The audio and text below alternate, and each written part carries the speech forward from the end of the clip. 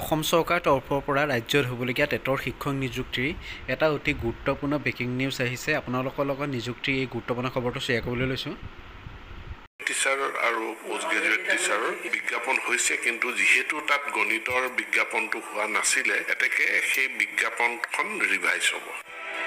দেখা পাইছো যে আমাৰ গণিত শিক্ষকৰ সংখ্যা কম আছে। গণিতৰ বাবে ডেডিকেটেড টিচাৰ যাতে প্ৰত্যেক বিদ্যালয়ত থাকে, সেইকাৰণে গণিতৰ কেডাৰটো বেলেগ হ'ব। ইয়াৰ নামকৰণেই হ'ব গ্ৰেজুৱেট টিচাৰ মেথমেটিক্স, আৰু সেইমতে ইয়াৰ ৰিক্ৰুটমেণ্ট হ'ব। প্ৰথম পৰ্যায়ত আমাৰ প্ৰায় 1766 গৰাকী শিক্ষক নিযুক্তি কৰা আমাৰ প্ৰয়োজনীয়তা নাই, কাৰণ আমাৰ যথেষ্ট সংখ্যক পদ আছে। গতিকে পদসমূহৰ নতুন নামকৰণ হ'ব।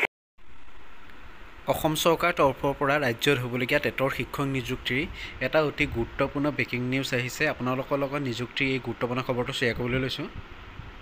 টিচাৰ আৰু পোষ্ট গ্ৰেজুৱেট টিচাৰৰ বিজ্ঞাপন হৈছে, কিন্তু যিহেতু তাত গণিতৰ বিজ্ঞাপনটো হোৱা নাছিলে, এতেকে সেই বিজ্ঞাপনখন ৰিভাইজ হ'ব।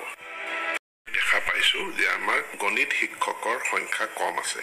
গণিতৰ বাবে ডেডিকেটেড টিচাৰ যাতে প্ৰত্যেক বিদ্যালয়ত থাকে, সেইকাৰণে গণিতৰ কেডাৰটো বেলেগ হ'ব। ইয়াৰ নামকৰণেই হ'ব গ্ৰেজুৱেট টিচাৰ মেথমেটিক্স, আৰু সেইমতে ইয়াৰ ৰিক্ৰুটমেণ্ট হ'ব। প্ৰথম পৰ্যায়ত আমাৰ প্ৰায় 1766 গৰাকী শিক্ষক নিযুক্তি কৰা আমাৰ প্ৰয়োজনীয়তা নাই, কাৰণ আমাৰ যথেষ্ট সংখ্যক পদ আছে।